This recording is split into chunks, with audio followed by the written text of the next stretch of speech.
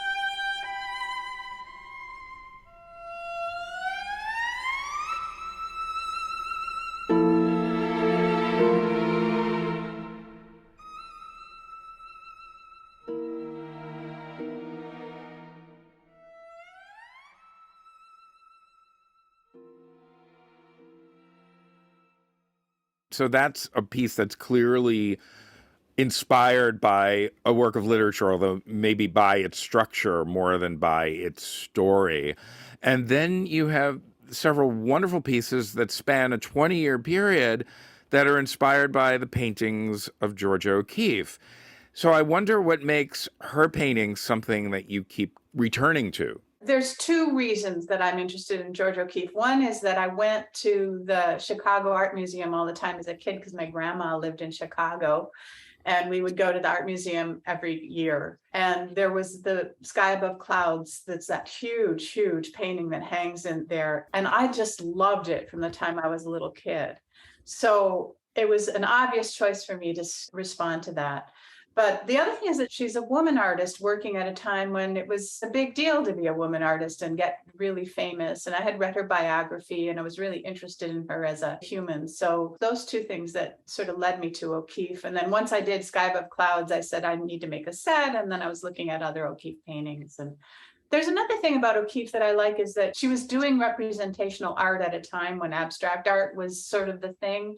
And she was very brave about it. And I like that about her. It actually gave me some courage. Her story gave me courage to do what I wanted to do, which I think is more representational and less abstract, or more narrative and about expressing emotion. And that's why I do what I do. There's a quote O'Keeffe said, which is, I can't say what I want. I can't do what I want. I'd be a fool if I didn't paint what I want and say what I want about painting. And I just always keep that in my heart. And I'm like, I'm going to do what I want no matter what. You did each of these pieces, 10 years separating each one. Next year will be the next 10-year mark. Is there a fourth one?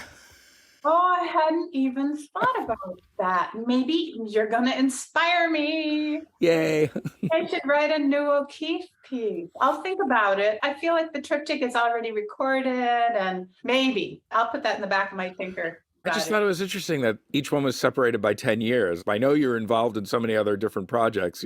To write another orchestra piece right now that's like needs to be ready by next year. That's a tall order. Yeah, but I write every day, 5 hours a day. So I write a lot of music. So I might. That's fantastic. What time of the day? Noon to 5, unless Wow. I'm teaching, in which case I go 1 to 6 because I have to teach until 12:30. Those are my hours. And I know it because I don't schedule things as much as possible during those hours. Those are just my free hours. And, sometimes I'm really composing all that time. Sometimes I'm just moving my forte mark up and down and stuff like that. But I'm doing my work 5 hours a day. Well, you know the Gustave Flaubert story that one day in the beginning of the day, he added a comma to the sentence, and at the end of the day, he got rid of the comma. That was his work for the day. So moving things around is actually very important.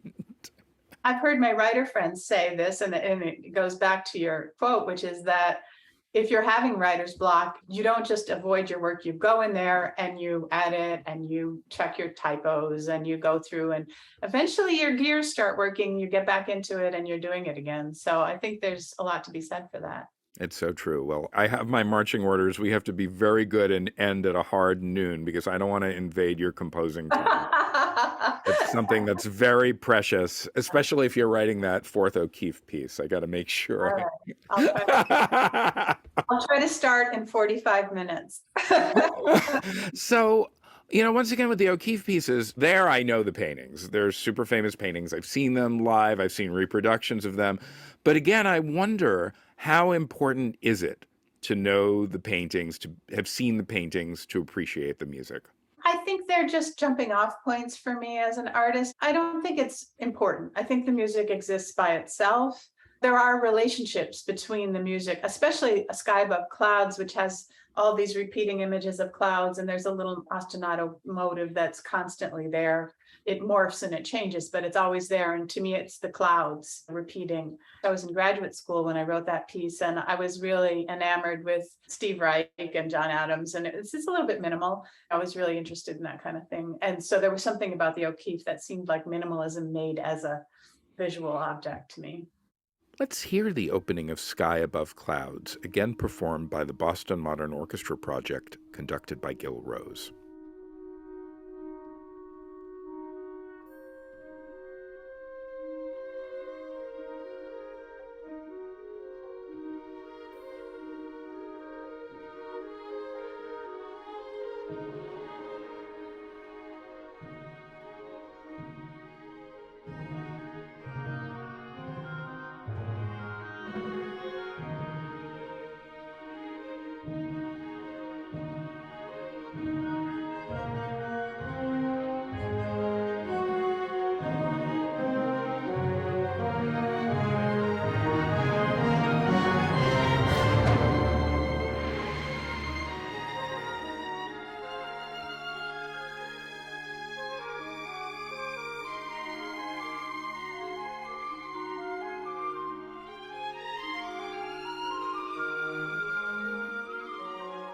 If it's not important for the listener to know those references, Oh, I don't think it is. then why use those titles?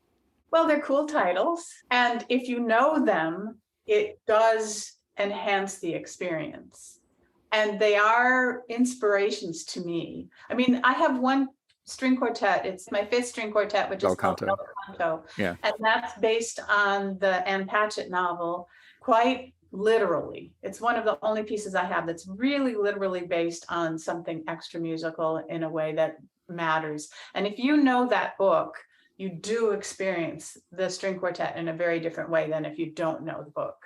So that's probably one piece that really does matter, but most of them, it's just a jumping off point. It's interesting that you mentioned string quartet number 5 because I was heading right there. What made me think of that is in the case of the string quartets, you've now written 8 of them, which is like, it's amazing. You know, I'm at 9. Whoa. Okay, I got to catch up. The 9th one hasn't been recorded yet. It's not out there yet. No, right? it's going to be premiered first weekend of November. That's incredible. But once again, you know, when you title a piece, say string quartet number 7, all that tells a listener is that you've already written 6 others, right? Right. But you get the best of both worlds because most of these pieces also have additional titles beyond that formal title, and even the movements. Every particular movement has a title, and the one I thought of immediately was bel canto, where you get so specific. You know, the accompanist dies, you know, you're cooking coq au vin, like these really, really specific things. So what in the music tells you those things? Well, in bel canto, it's complicated because the story is about an opera singer and she has certain repertoire. So I chose 4 pieces, 3 of which she actually sings in the book and 1 which I just included because I needed a little variety. I actually quote those pieces and I use them as jumping off points. So BC Darte, dee, dee, dee, dee, right? That aria is one that she sings in the book. And the opening of the piece starts Rebels in the Vent, and it's doom dee doo doo doom dee. And I just take the first note and put it down an octave and I make this little ostinato out of it, right? So all of the pieces in that quartet refer back to the source material, but sometimes it's altered enough that you can't tell. Sometimes it's very, very, very close to the source material. The fact that she's an opera singer informs the music. But if someone were to hear this and say, oh, this is this chapter, this is the coq au vin chapter, where's the coq au vin in the music? So Simon Thibault makes coq au vin, right? That's the name of that movement. The book has both light and dark moments. In this moment in the book, it's very light and it's very sweet because he's doing this for other people and it's a moment of relaxation. So I wanted to write something very sweet and very straightforward and short. No, I have to remember exactly my process, but I lean towards the more diatonic. This is not a very specific answer, but it's the truth, is that I have an emotion about that scene. And I sit in that emotion, and then I sit at the piano and I improvise through that emotion. I try to make a sound out of the emotion that I'm feeling. And when I say, yes, I captured it, then I write it down and then I work on it. So it's all about turning emotion into sound. As far as I'm concerned, that's my job. That's what I do. Love How it. it's done, it remains a mystery to me. You know, And it's all stuff happening up here that you don't understand. And it's what keeps fueling the next piece, because if you'd figured it out, it's like, it's not as much fun, right? Yeah. Maybe I was having an oral hallucination with this, but you said that there were 3 pieces that she sang that wound up in the piece. And I was hearing, I was like, okay, this sounds really familiar. This sounds familiar. At one point, I thought I heard a snippet of Dvorak somewhere. Is that possible? The Rusalka, it's a whole movement, Song to the Moon. It's more than a transcription because I do add layers to it, but the tune itself is in pizzicato. You know, usually it's the singer who's singing the tune, but this is just in pizzicato. And then there's this layering of the story on top of that. It's called Carmen Studies Grammar. And to me, the Dvorak is the grammar. See if you can pick out Dvorak's music in this excerpt from Elena Ruehr's 5th String Quartet Bel Canto, performed by the Cyprus String Quartet, released on Avi Records.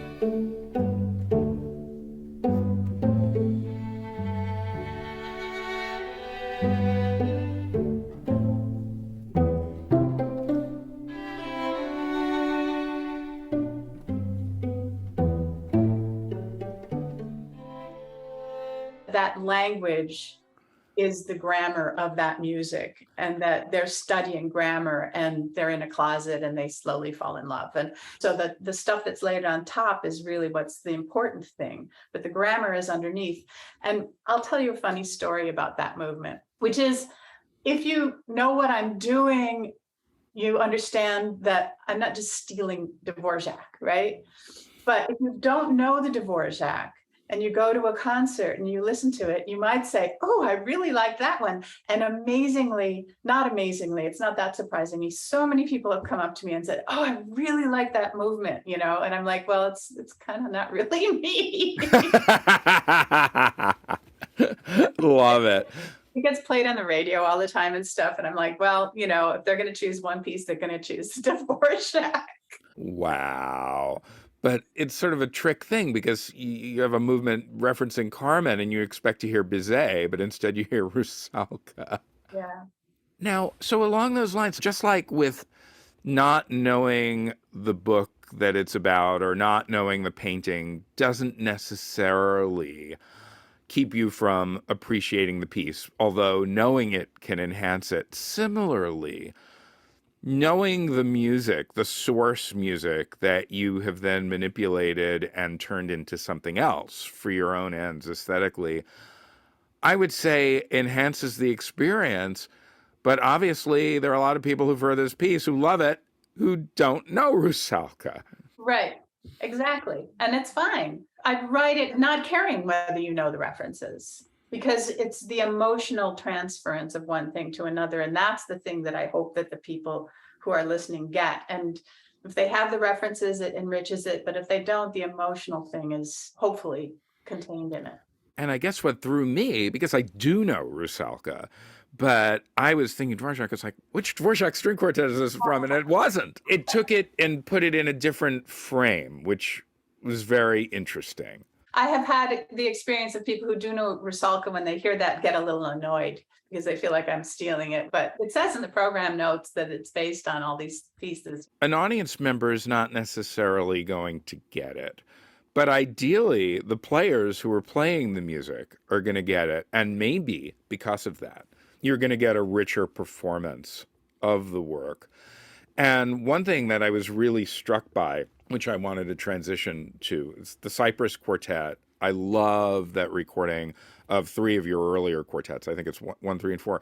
And they play those pieces like it's standard repertoire for them. They live that music. And it's the kind of thing that every composer, or most composers, I would think, should dream for. This is like an ideal kind of performance situation where the players are putting their all into it, and they're not just reading the notes, they're interpreting it, and they're making it into their piece as well as your piece. And it's a beautiful, beautiful thing. So I'm curious, you've had a long-term relationship with them. How did that begin? How did that happen? It's a very lucky thing for you and for listeners to be able to have that level of performance of these pieces. The Cypress Quartet changed my life in a beautiful, wonderful, great way. But the way it came about is a composer named Dan Coleman, who you might know, who is a good friend of mine. We both went to Juilliard, maybe not at the same time, but we became friends. I can't even remember how we became friends, but we became friends. And the Cypress Quartet had this thing, which is that they commissioned a new work to go with a program every year. And they were always looking for a composer. And the way they did their selection was that they would get anonymous recordings that they would solicit from their friends, right? It wasn't a call, it was a solicitation. So Dan Coleman recommended that they listen to one of my quartets. My 3rd quartet was done by the Borromeos. And they had me send it in anonymously. And then they would listen to like stacks, 20, 30 pieces. And if they all liked the same thing, then that would be on the list of people that they would commission, but they had to all like it. Wow. And so they chose me. I wrote my 4th quartet for them, and then I wrote my 5th quartet for them, and my 6th quartet for them, and then recordings, and on and on. Incredible. And they went back to the pieces that they didn't commission and performed them as well, which is my 1st and 3rd, and they played them all over. They played them 30 times on regular part of their concert tours. They became my buddies. I used to call them my band, but they're all good friends of mine. They're no longer a quartet together. They lasted 20 years and they were like, well, we want to do other things. So now all of them are working with me in one way or another on their own projects. So it's pretty cool. Wow. And the other thing that I loved about working with them was their commissioning program, which is they asked me to write my fourth quartet in response to Beethoven Opus 59, number 3, and the Mozart Dissonant. And I was really interested in the idea of the relationship of these older repertoire to what I was doing. And that informed a lot of music that I've written that's not involved with them. But they're responsible for the bel canto one. They asked me, because I used to travel with 4 books all the time, because I'm a real weirdo reader. I read 3-4 books a week. Wow. And novels. I only read novels, and I read everything from the Pulitzer Prize winning literature to the ancient classics to junk. I love sci-fi and mystery novels. I read everything. Love it. So they asked me to respond to literature. And then I chose bel canto because it had this musical thread to it that I thought would be fun to play with. I love that book. I love working with them. And the other thing about the Cypress Quartet is that because I had all these quartets that were written pretty well, they're some of my best work, and they were recorded so well, lots of other quartets found me. So now I have 10 string quartets that I can call up anytime and say, I want to play one of my pieces. That's so fantastic. It's the kind of thing that most composers dream of, and a rare thing. It happens with chamber groups where it happens even less. You were lucky also in this regard is with an orchestra. You were the first composer in residence for BMOP, the Boston Modern Orchestra Project, which is sort of a fascinating thing because normally you think of composers in residence and you think of, orchestras that mostly do standard repertoire, and they have a composer in residence who's going to be their kind of gateway to new music, and they'll, maybe commission a piece or have that person curate a series. But BMOP is all about new music. That's what they live for. So to be composer in residence for them, I imagine a very different kind of experience, or was a very different kind of experience. Well, I've never been the composer in residence with an orchestra that was not a modern orchestra. So I don't know how it's different, but it was really fabulous in many ways. That was a job that I just auditioned for. They had a call and I just auditioned, and I got along really well with Gil Rose, and he's still a good friend of mine. They're a great orchestra. Gil is a great conductor. He really knows how to pull it all together. So I got my pieces performed in an opera and 2 CDs and all this stuff, which is wonderful. I got to meet all the musicians in the band, right? And now those musicians are playing my music all the time, which is great.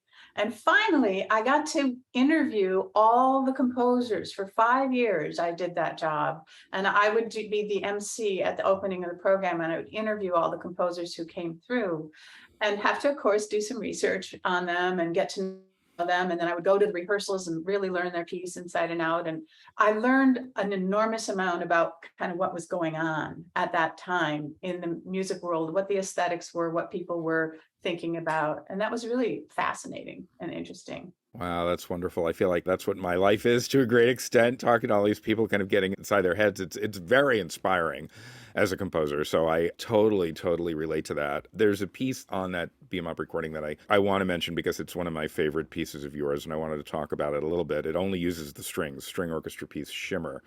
It is such a gorgeous piece. And in the notes, you talk about how it's inspired by Vivaldi. And I love Vivaldi. I get into these arguments with people who say, oh, Vivaldi wrote the same piece 500 times. He didn't. If you hear people who are really dedicated to playing his music, there is so much going on in there, especially when you hear period instrument groups do Vivaldi and they bring out some really incredible things in it.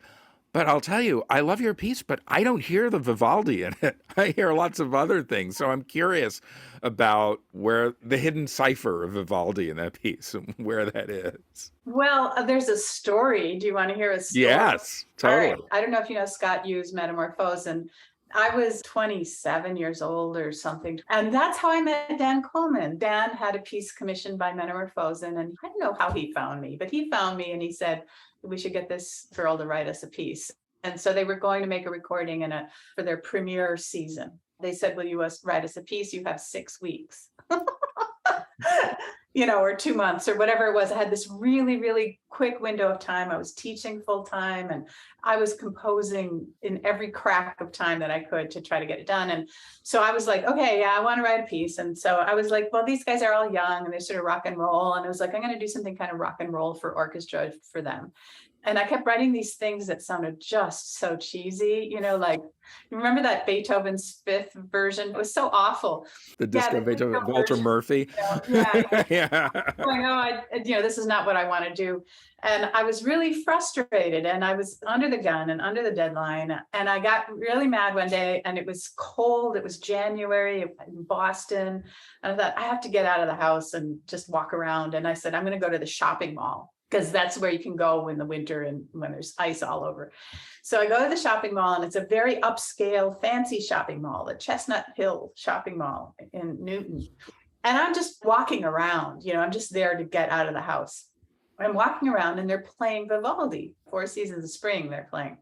And I go, oh, Vivaldi, it's so beautiful, and it's a string orchestra. And I'm like, oh, I wish I could write something like this. And then I was like, wouldn't Vivaldi have been totally flipped out if he was just in a time machine and appeared in this shopping mall and heard his music being played perfectly coming from heaven, like that whole sort of idea. And I said, wait a minute, I can write something like by Vivaldi, I can sort of try to get into Vivaldi's head. And so I was very much interested in minimalism, as I said at the time. And I wanted to write a piece that was based on this idea I had been playing with, which is cyclical, basically serialism, but instead of being a 12-note series, it might be a 5-note series. That's a sky above clouds.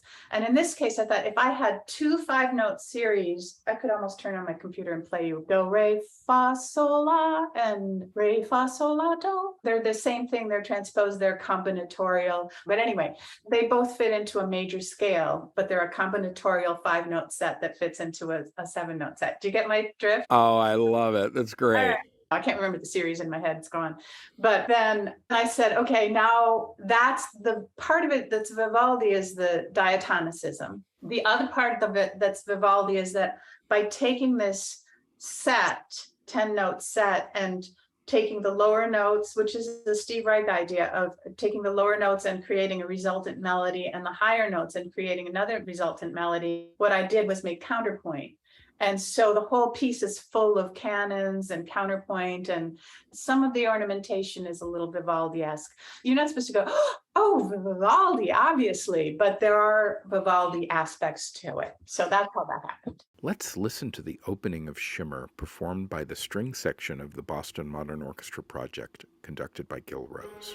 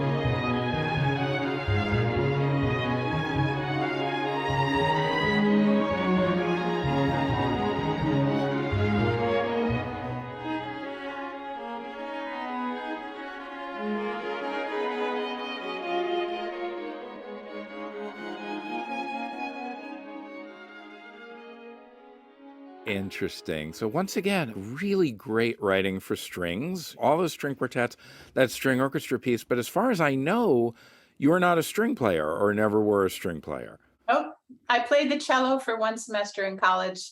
Aha. They had those meet the instrument classes. I did that, but I can barely hold a bow.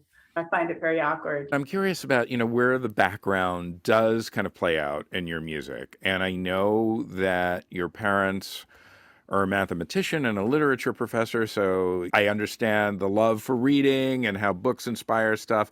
And the mathematical stuff, here we are having a conversation wigging out about how to apply combinatoriality to diatonicism. So, the math is there. You were a dancer early on. Obviously, the music has a flow, has a motion.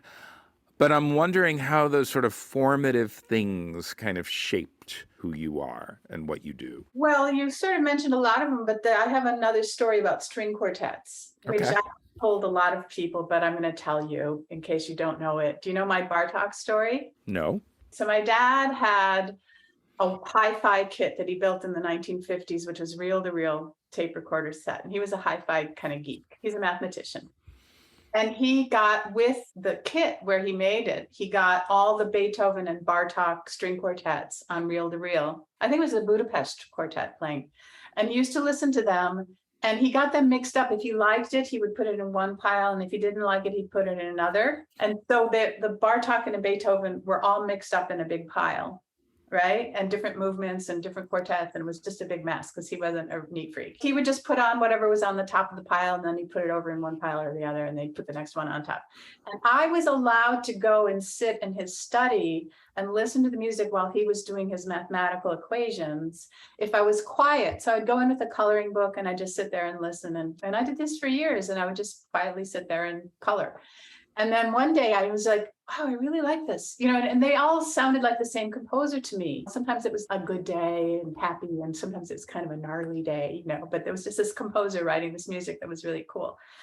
And one day I go to my dad, I say, Daddy, what is this? And he says, Bella Bartok, because he's busy. And I go, oh, Bella, she's a girl.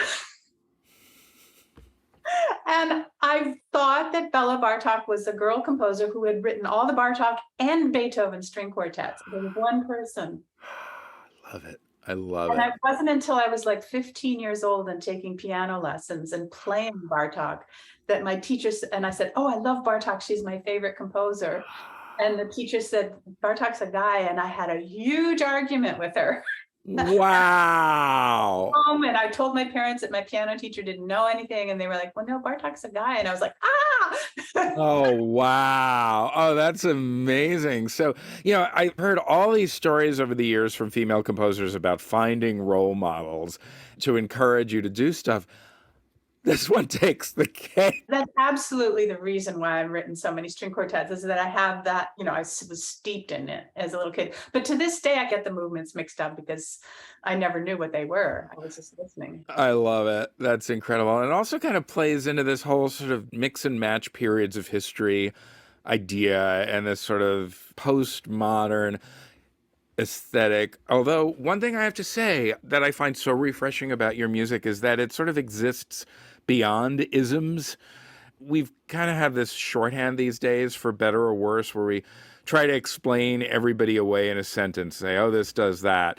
I was listening to recently your 3 preludes for piano. There's some Debussy in there, there's some Scott Joplin in there, there's all this stuff in there. But it was inspired by Babbitt also, in a way. And there's a 12-tone road behind it, but it doesn't sound like that at all. It sounds totally different. So you're able to use these different pieces of history and kind of do your own thing with them, which is really exciting. But of course, then it makes it harder to explain what you do. Yeah, I guess, but whatever. Here's a bit of the second of Elena Ruehr's 3 preludes for piano, called A Solitary Figure at Water's Edge, performed by Sarah Bobb and released by Albany Records.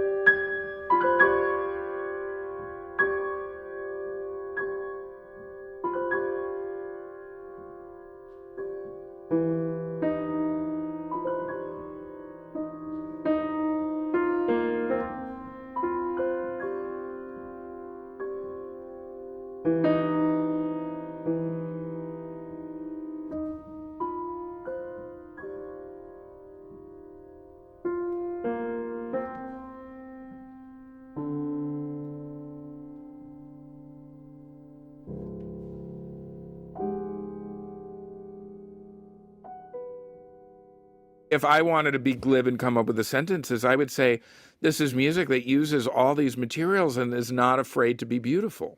Well, thank you. Being beautiful is very important as far as I'm concerned. I take it very seriously. And emotive is important too. I have this little phrase, the surface is simple, the structure complex.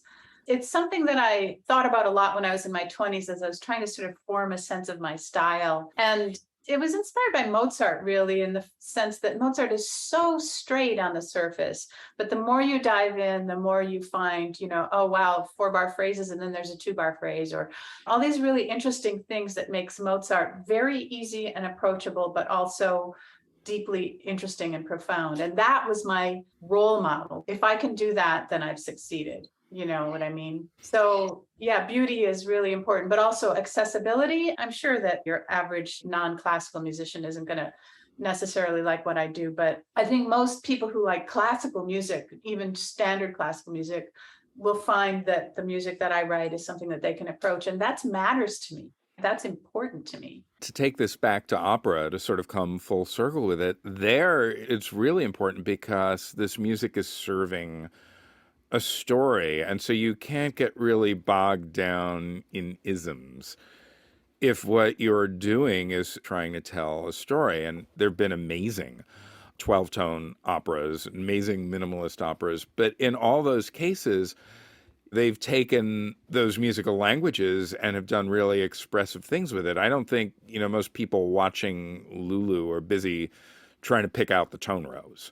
They're like engaged in the story that's going on, which is why it works. The first piece of yours I've ever heard, actually, didn't see, just heard from the recording, was Toussaint Before the Spirits. A really powerful work. I knew the story of Toussaint Louverture. I was lucky to know the story because in the 80s I taught ESL and I had students from Haiti and learned this whole story.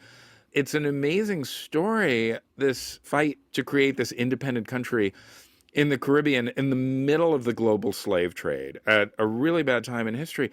And it's a story that most people just don't know.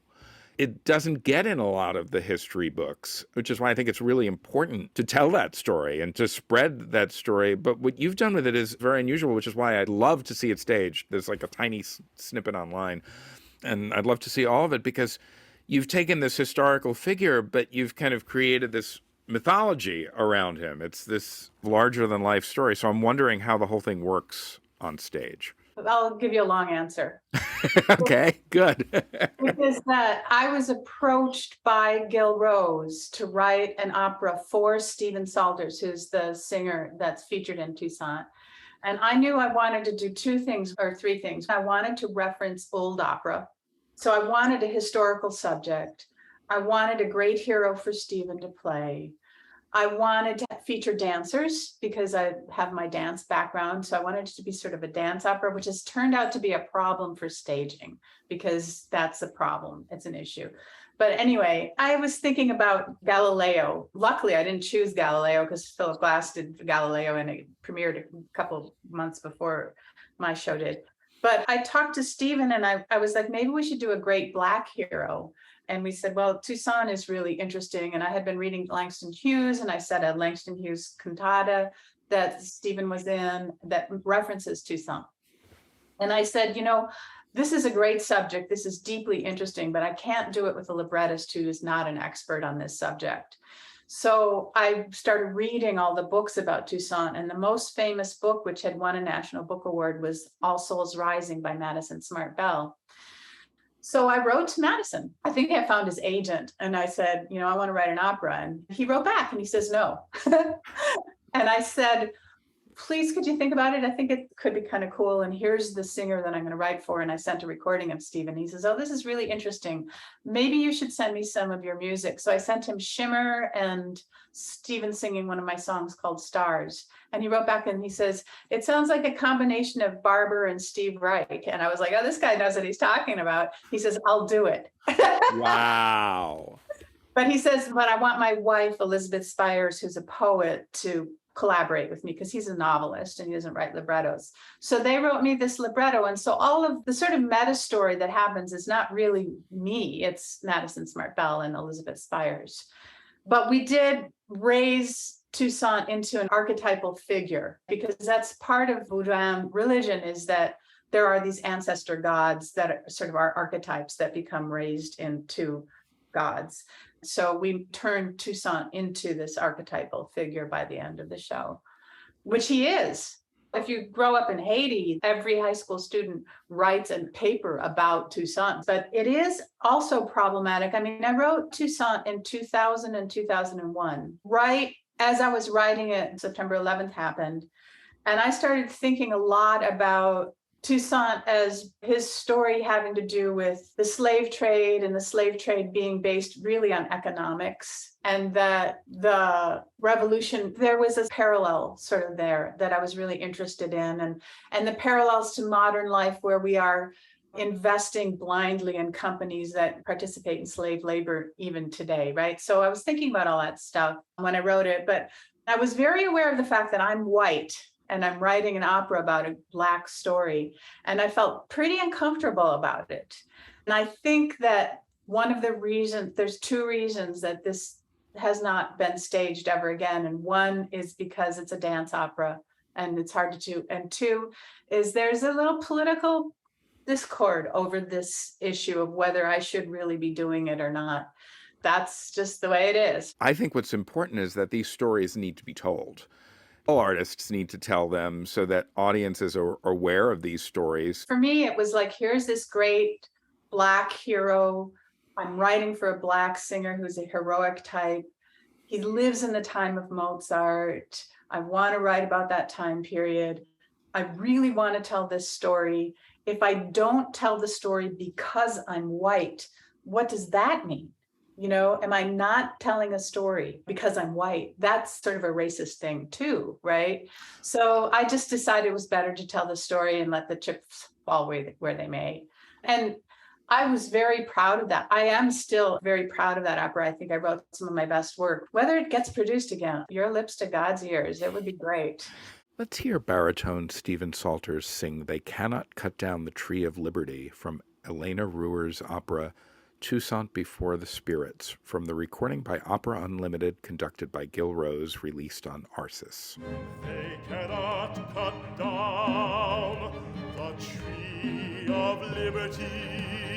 They cannot cut down the tree of liberty. I say by the Spirit that is in me, that tree will spring back from its roots. The tree will spring back from its roots. The roots are many, and they are deep. They are deep. They cannot cut down the tree of liberty. I say by the Spirit that is in me, that tree will spring back from its roots. The roots are many, and they are deep. The other operas that are being done, Cassandra and the Temples, once again, an old story, an ancient story, but updated to reference climate change, which is obviously a very current topic, something that affects all of us. I got the idea to do the Cassandra opera when I saw Al Gore's Inconvenient Truth. It just made me think that Cassandra was this person who was predicting this terrible thing and no one would believe her. And I felt that Al Gore, although many of us believe Al Gore, that he had the same problem. And so that was where that came from. One final work I want to touch on, recent work that you created during the pandemic, which was very moving, and I don't want to, not mention it, is this Requiem that you did, which is a really powerful, moving piece that is much shorter than a lot of other requiems and has interpolated texts and is a very personal piece. So I wanted to talk about it and what it means in this era of the last 3 years where we've lost so many people. Yeah. My mother passed. She didn't have COVID, but she was on a ventilator. And I had to make the decision to take her off the ventilator. And it was very difficult. I was very close to my mother. My mother was a really cool, wonderful, feminist, smart, environmentalist, very cool lady. One of my best friend, I used to talk to her every day practically. So when she passed, it really hurt me. And I wanted to write a piece for her, but I was feeling a little funny about it. And my husband, who's a doctor, said, you should write a requiem for her and all who passed in 2020. And so he sort of gave me permission to take that extra leap. And then I thought about my mother, who was an atheist, and I wanted to write a requiem. So I was looking for texts, and I just thought, the standard requiem is the text that I want to use. I want it to be in English because that's her language, and I want it to have no religious references. So I just took a standard, really basic requiem text, translated into English, and I changed all the religious words. So instead of saying, Lord have mercy, I just say, oh, have mercy, right? Stuff like that. Just simple little changes so that it was a secular mass. So it was a secular mass for her. But it was important to me also that because I'm not a religious person, so whenever I hear music that's religious and I see that religious word, I go, oh, that's not me. I'm not included. If you are religious, it doesn't mean you can't be included. Do you know what I mean? So it's an inclusive secular mass that's a requiem for my mother and all who passed. And the Oh Have Mercy movement is the second movement. To me, I think it's the most powerful because it's got this sense of rhythm that is the ventilator. And then finally it breaks, and that's when she's gone. Let's hear the opening of the Oh Mercy movement from Elena Ruehr's Requiem, performed by Emmanuel Music, conducted by Ryan Turner and featuring oboist Peggy Pearson from the world premiere performance on November 7th, 2021.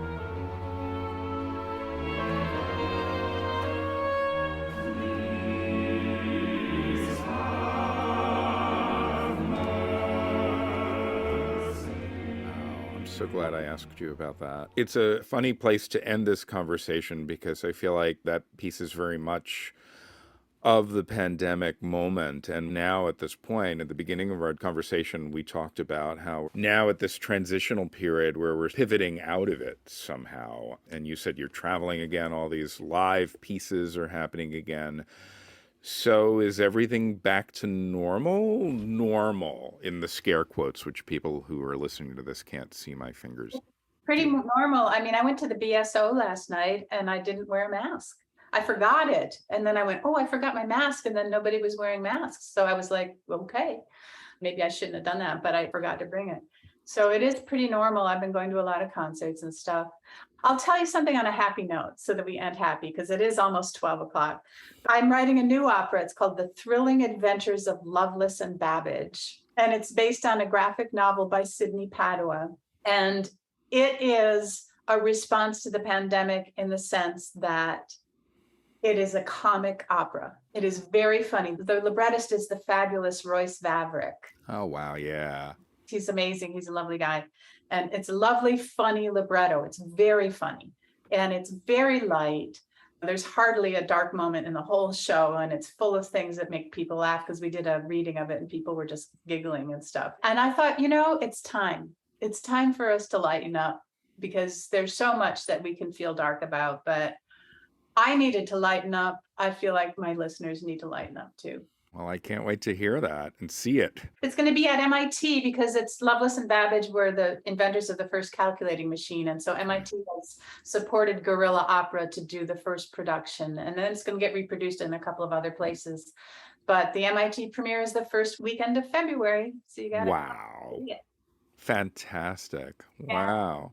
Well, thank you. I don't want to intrude onto your composing time. Thank you so much for spending some time with me today. That concludes this episode of SoundLives, but while Elena Ruehr heads off to compose, let's listen to some of another one of her pieces. This is The Law of Floating Objects, featuring multiple tracks of flutist Sarah Brady from a disc released by Albany Records.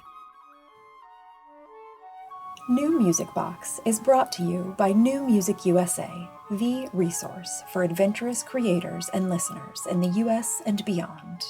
This program is funded in part by the National Endowment for the Arts, the New York State Council on the Arts, the New York City Department of Cultural Affairs, and listeners like you. If you enjoyed today's episode, visit newmusicusa.org to explore more stories and voices from our new music community.